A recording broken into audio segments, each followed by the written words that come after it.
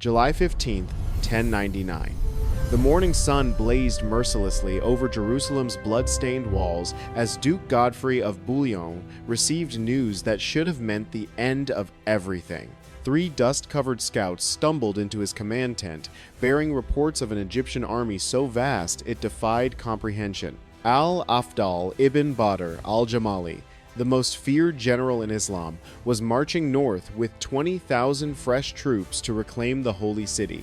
Against this oceanic force, Godfrey could muster perhaps 1,200 effective fighting men. The mathematics were terrifying. 17 Egyptian warriors for every Crusader knight. Picture this nightmare. Jerusalem had fallen just 2 weeks earlier after a siege that consumed nearly everything.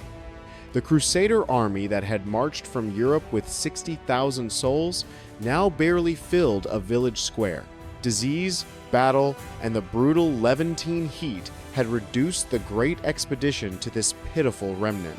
Each surviving knight represented years of training and fortune equal to an entire manor, but flesh and steel meant nothing against such overwhelming numbers. Before we descend into 4 hours of combat that rewrote the rules of medieval warfare forever, hit that subscribe button for medieval spirits. Because what you're about to discover is how Godfrey of Bouillon, at age 39, with 1,200 exhausted crusaders, faced impossible 17-to-1 odds against Al-Afdal's 20,000 fresh warriors. How the Egyptian vizier commanded 5,000 Mamluk heavy cavalry slave soldiers trained from childhood, plus 15,000 infantry positioned at Ascalon, 12 miles from Jerusalem, controlling all escape routes. How Godfrey rejected both defensive siege and retreat, instead choosing the most audacious attack in medieval history, a pre-dawn march in complete silence to achieve total tactical surprise. How 3 coordinated divisions struck simultaneously at dawn, Godfrey's center with 400, Raymond's left with 350, Tancred's right with 450, slaughtering sleeping Egyptians before they could organize. How Al-Afdal's counterattack with 5,000 Mamluks failed against Crusader defensive squares that integrated cavalry and infantry in revolutionary combined arms tactics. And how by 9:15 a.m., 7,000 Egyptians lay dead, with only 300 Crusader casualties, an impossible 20-to-1 kill ratio that ended Fatimid expansion for 2 decades. This is how desperation, timing, and tactical innovation defeat mathematical impossibility. Now let's go back to July 15th and watch Godfrey choose the impossible.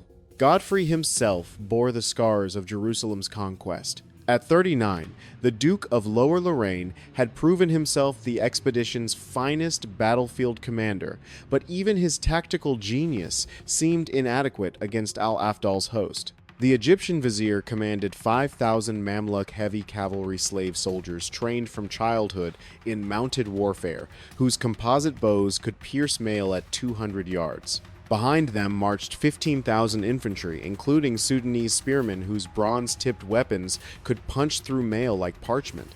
The Egyptian baggage train alone required 3,000 camels. Here's what the chronicles won't tell you about that sweltering morning in Godfrey's tent. The choice wasn't simply between fighting and dying. Staying in Jerusalem meant enduring siege by forces that had retaken the city from Seljuk Turks just 1 year earlier. Al-Afdal knew every weakness in the ancient walls. Egyptian siege engineers could starve out the defenders within weeks, turning the Crusader triumph into history's cruelest irony. But marching out meant certain annihilation in open battle. Traditional Crusader tactics relied on heavy cavalry charges that shattered enemy formations through sheer momentum. Against Al-Afdal's disciplined ranks, such attacks would accomplish nothing but spectacular suicide. The Egyptian commander had broken larger armies using proven methods. Mamluk archers would shower approaching cavalry with arrows, then heavy lancers would finish survivors. Simple, effective, inevitable. Raymond of Toulouse, the expedition's eldest commander at 59, counseled desperate defense strip Jerusalem's population, concentrate every man behind the strongest walls, pray for relief from Antioch. Tancred of Antioch, barely 25 but already legendary for battlefield audacity, argued for immediate attack before Egyptian preparations completed. Both solutions led to destruction. The scouts' reports painted Al-Afdal's position with precision that chilled veteran hearts. The Egyptian army had made camp near Ascalon, 12 miles southwest of Jerusalem, controlling the coastal road that connected Egypt to Syria. From there, they could either besiege the Holy City or intercept any Crusader attempt to retreat toward Antioch. The trap was perfect. As afternoon shadows lengthened across Jerusalem's conquered towers, Godfrey made his calculations. 1,200 men against 20,000, exhausted knights against fresh troops, desperate Christians against confident Muslims. Every military manual ever written declared the outcome inevitable. But here's what the chronicles won't tell you about Godfrey's decision. The choice wasn't between victory and defeat, it was between two kinds of destruction. And, in that impossible moment, a revolutionary tactic was born that would rewrite the rules of medieval warfare forever. The question was whether courage could overcome mathematics when desperation met perfect timing. Al-Afdal's war machine that emerged from the Egyptian delta represented the pinnacle of medieval military organization. Picture this terrifying spectacle. The vizier's 20,000 warriors marched in perfect columns, stretching 8 miles across the coastal plain. Their daily consumption of grain, dates, and water equaled a city of 50,000 civilians. The dust cloud from their advance could be seen from Jerusalem's towers, a brown smudge against the azure Mediterranean sky that grew larger each hour. At the army's core rode 5,000 Mamluks carrying composite bows, lances, swords, and maces, their horses bred from Arabian and Barb stock, sustaining galloping speeds that European destroyers managed only in short bursts. These weren't conscripted peasants or feudal levies, these were professional killers who had crushed Fatimid enemies from Sudan to Syria. Behind the cavalry came 15,000 infantry organized in precise formations that had conquered half of North Africa, Sudanese spearmen with bronze points gleaming like stars, Nubian archers whose bows required 150 pounds of draw strength, Syrian engineers hauling siege equipment that could reduce Jerusalem's walls to rubble within weeks. The logistics alone demonstrated Islamic military superiority. Where Crusader armies barely managed basic supply lines, Al-Afdal's quartermasters coordinated provisions for forces larger than most European cities. But here's what chroniclers barely mention about those crucial days in mid-July. While Al-Afdal prepared methodically for siege, the Crusader leadership was disintegrating. Raymond of Toulouse, the expedition's nominal commander, had fallen gravely ill from wounds received during Jerusalem's assault. Fever ravaged his body as he lay semi-conscious in a requisitioned palace, unable to provide strategic direction when it was most desperately needed. Without his unifying authority, the remaining nobles fell into familiar patterns of mistrust and competition. Tancred of Antioch controlled perhaps 400 men, but his forces were scattered across newly conquered territories, establishing garrison control over a population that outnumbered them 50 to 1. Robert of Normandy commanded another 300 knights, yet spent more time arguing over Jerusalem's spoils than preparing defenses. Intelligence reports trickling into Godfrey's headquarters painted an increasingly desperate picture. Egyptian scouts probed Jerusalem's perimeter daily, mapping defensive positions, counting defenders, identifying weak points in walls hastily repaired after the recent siege. Al-Afdal wasn't rushing toward hasty assault, he was conducting methodical preparation for total victory. The numbers grew worse with each passing hour. Dysentery struck the Crusader camp, reducing effective fighters by dozens daily. Summer heat in the Judean hills reached temperatures that left European knights prostrate by midday, their mail armor becoming furnaces that cooked flesh beneath steel. Then everything changed on the evening of August 11th, when Godfrey announced the most audacious military decision since Hannibal crossed the Alps. They would march out at dawn and attack al-Afdal's overwhelming host in open battle. August 12th, 4 a.m. Absolute darkness shrouded the Judean hills as 1,200 crusaders began their final march toward eternity. No trumpets announced their departure. No banners flew in the pre-dawn stillness. Godfrey of Bouillon had ordered complete silence as his tiny army crept through Jerusalem's gates like ghosts seeking their own graves. Each footstep on the ancient stones echoed with finality. The formation that emerged defied every convention of Crusader warfare. Instead of the traditional heavy cavalry vanguard followed by struggling infantry, Godfrey had created something revolutionary: 3 coordinated divisions moving in perfect synchronization across the rocky terrain. He commanded the center with 400 knights and men-at-arms. Raymond of Toulouse insisted on leading the left wing with 350 infantry despite his fever, and Tancred of Antioch controlled the right with 450 mixed cavalry and foot soldiers. Medieval armies typically marched in loose columns that required hours to form battle lines. Godfrey's force advanced already organized for immediate combat, each division maintaining precise intervals that allowed instant deployment. The innovation represented years of hard-won experience compressed into desperate necessity. These weren't the enthusiastic pilgrims who had departed Europe 4 years earlier. These were veterans who understood that survival meant adapting or dying. The 12-mile approach march through darkness tested human endurance beyond normal limits.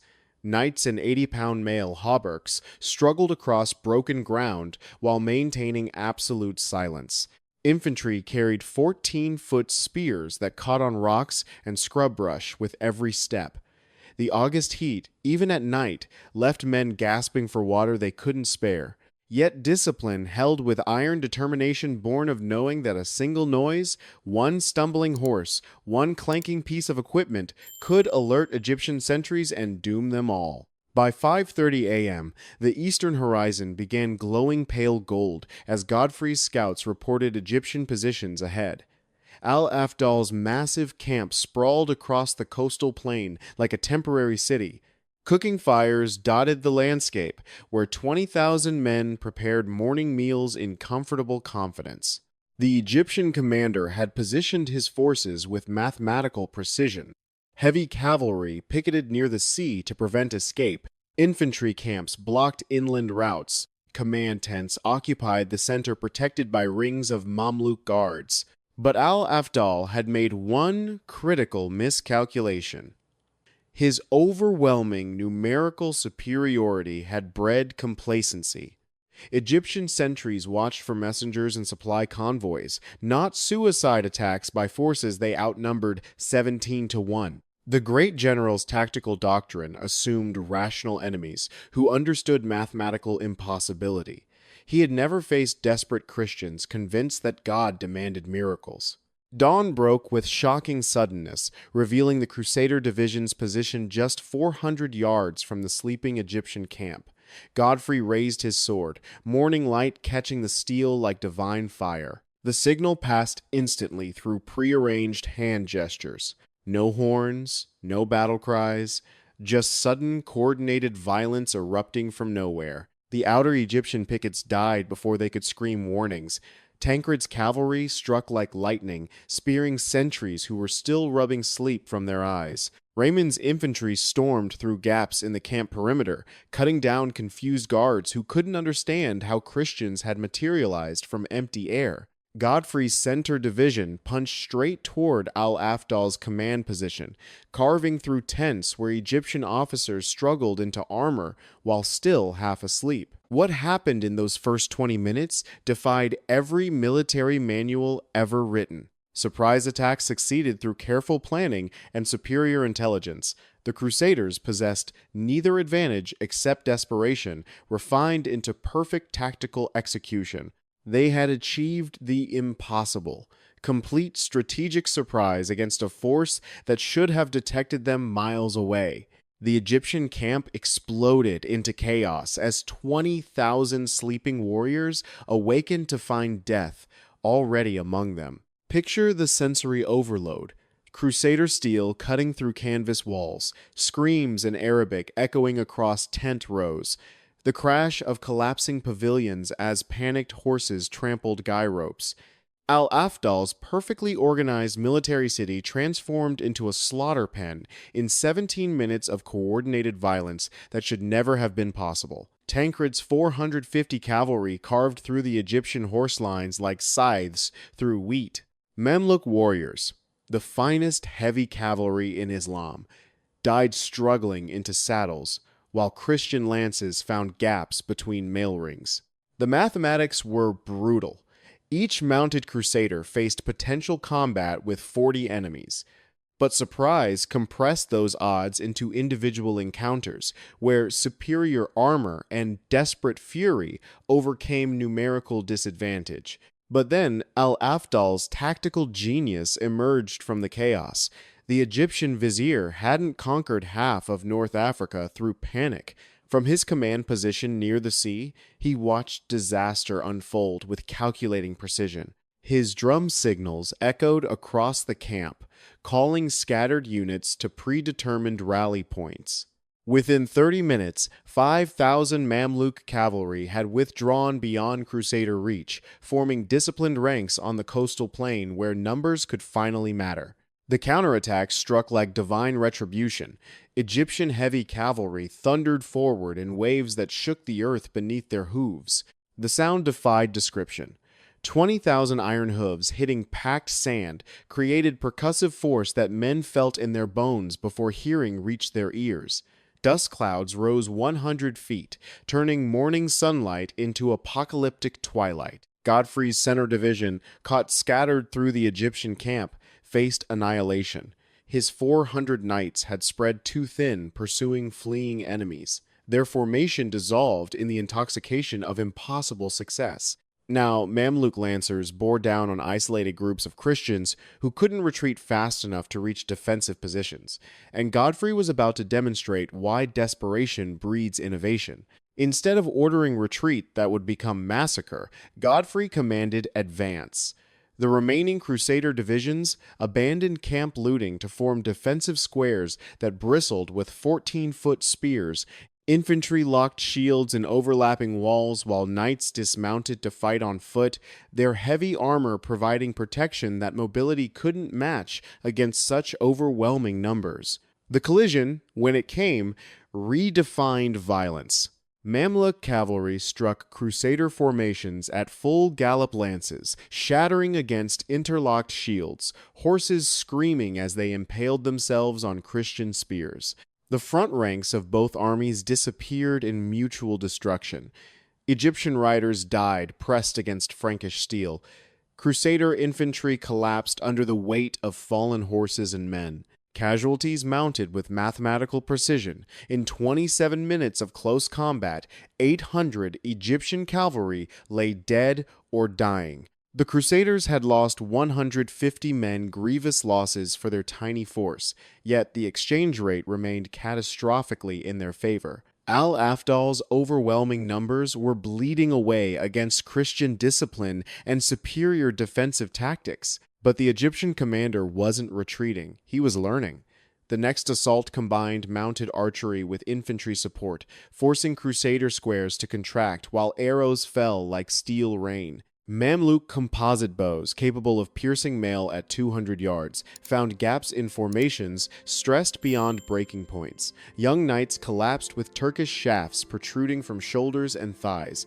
The crisis came when Raymond of Toulouse, leading from the front despite his fever, took an arrow through the throat. The old count staggered but remained upright, blood streaming down his surcoat as he continued shouting orders through vocal cords that barely functioned. His men, seeing their commander dying on his feet, fought with fury that transcended human limitations. Tancred seized the moment. His cavalry reformed after their initial rampage and struck Al-Afdal's flank at precisely the instant when Egyptian attention focused on Raymond's wavering division. The young Norman prince led from the front, his lance taking an Egyptian emir through the chest at full gallop. Behind him, 200 mounted knights carved through packed infantry who couldn't form ranks quickly enough to resist. The mathematics had shifted. By 8:30 a.m., Al-Afdal faced a tactical impossibility. His army had lost 2,000 dead against 400 Crusader casualties. More critically, Egyptian morale was cracking as warriors who had conquered from Cairo to Damascus found themselves systematically destroyed by forces they outnumbered 10-1. Then, Godfrey made a decision that defied every rule of medieval warfare. Instead of consolidating defensive success, he ordered general advance. The entire Crusader army would attack Al-Afdal's remaining 18,000 troops in open battle. The silence that followed Godfrey's final charge carried weight beyond human comprehension.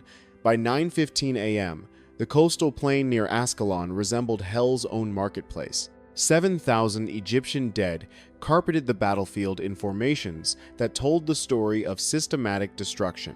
Mamluk cavalry, Islam's finest horsemen, lay twisted among their mounts in geometric patterns where Crusader squares had held firm. Sudanese infantry sprawled in windrows where Norman lances had carved bloody furrows through packed ranks. Al-Afdal's mighty host had simply disintegrated. The Egyptian vizier himself fled toward Ascalon's walls with perhaps 3,000 survivors from an army that had numbered 20,000 at dawn. Behind him lay not just military defeat, but the complete collapse of Fatimid power projection into the Levant. The mathematical impossibility had become documented reality witnessed by chroniclers from both sides. Godfrey dismounted among the carnage, his sword arm hanging useless from wounds that would never fully heal. The Duke of Lower Lorraine had personally killed 11 Egyptian warriors, including 2 Mamluk emirs, whose bodies lay within reach of his banner. Yet victory's cost showed in every line of his battle-scarred face. The Crusader army that had achieved the impossible numbered barely 800 effective fighters from the 1,200 who had marched out at dawn. The battlefield spoils defied belief. Al-Afdal's baggage train contained treasures accumulated through decades of Egyptian conquest, gold dinars by the thousand, silk from Damascus worth a king's ransom, spices from Indian Ocean trade routes, weapons and armor crafted in the finest workshops of Cairo. Individual Crusader knights found themselves suddenly wealthy beyond European noble standards.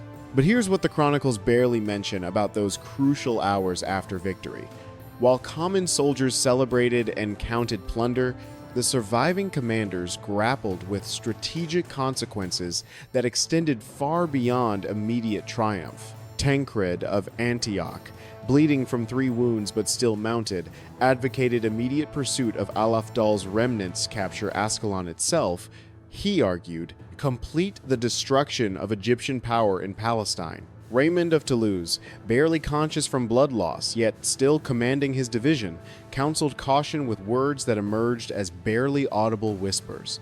The old count understood what younger knights could not grasp. They had achieved tactical miracle through desperation and perfect timing, but such circumstances could never be replicated. Better to consolidate gains than risk everything on continued aggression. The human cost became apparent as battlefield surgeons tallied casualties with brutal precision. 300 Crusader dead, including some of Christianity's finest knights. Another 200 wounded, so severely they would never fight again. Raymond himself would die from his throat wound.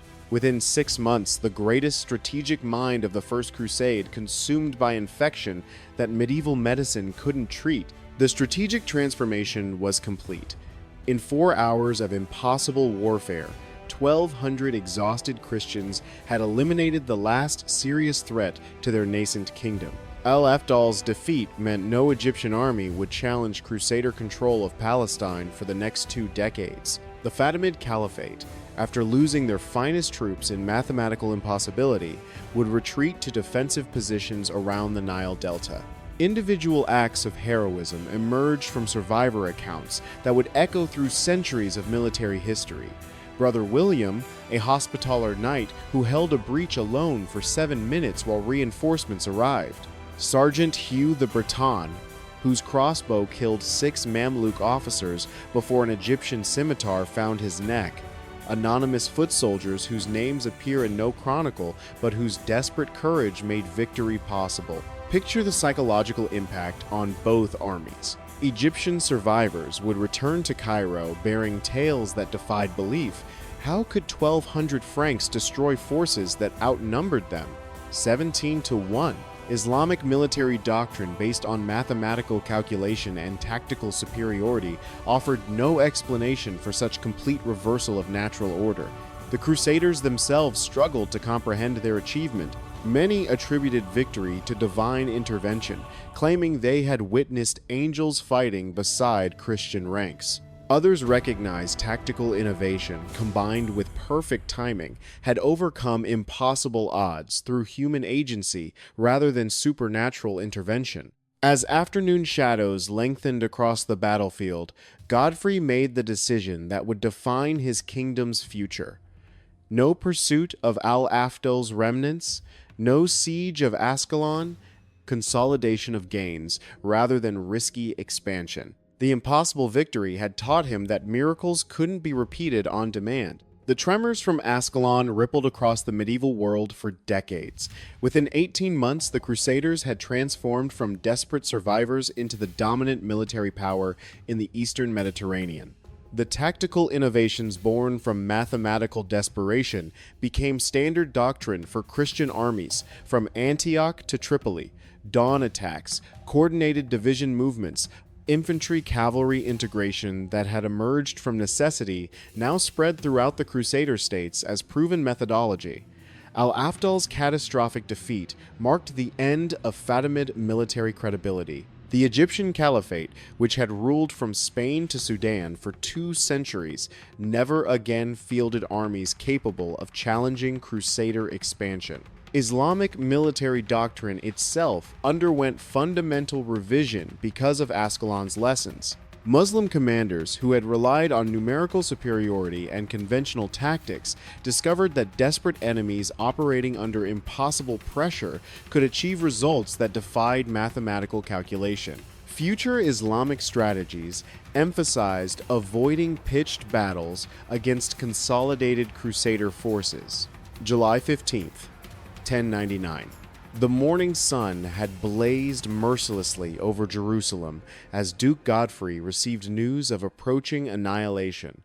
20,000 Egyptian warriors marching north under Al-Afdal to reclaim the holy city from 1,200 exhausted Crusaders. By sunset on August 12th, that same sun set over a transformed world where 1,200 knights had proven that mathematical impossibility meant nothing against human will, refined into perfect tactical execution. In 4 hours of combat, they had achieved what every military manual declared impossible.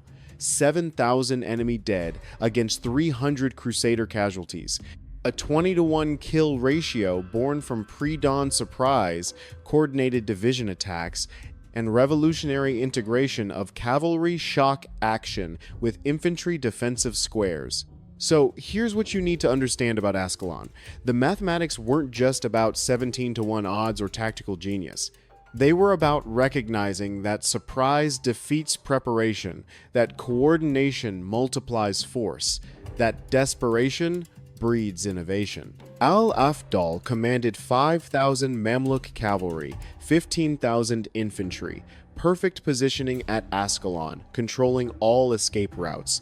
But Godfrey commanded 1,200 men who understood their only chance was achieving complete surprise through silence, darkness, and coordinated timing. The 4-hour victory wasn't luck, it was pre-dawn march in absolute silence. 3 simultaneous division attacks, defensive squares that turned cavalry charges into suicide runs, and the wisdom to consolidate rather than overextend after victory. Subscribe to Medieval Spirits and share this video so others understand how tactical innovation defeats numerical superiority. Leave a comment telling me which modern special operations raid best demonstrates Godfrey's principles: surprise through darkness, coordinated multi-axis attacks, and knowing when to stop. Because here's the real lesson from Ascalon. In warfare, the question isn't how many enemies you face, but whether you can create conditions where their numbers become irrelevant. Godfrey of Bouillon chose silence over trumpets, coordination over individual heroics, consolidation over pursuit. 4 hours later, 7,000 Egyptian corpses proved he was right. Sometimes mathematical impossibility yields to perfect timing and absolute commitment.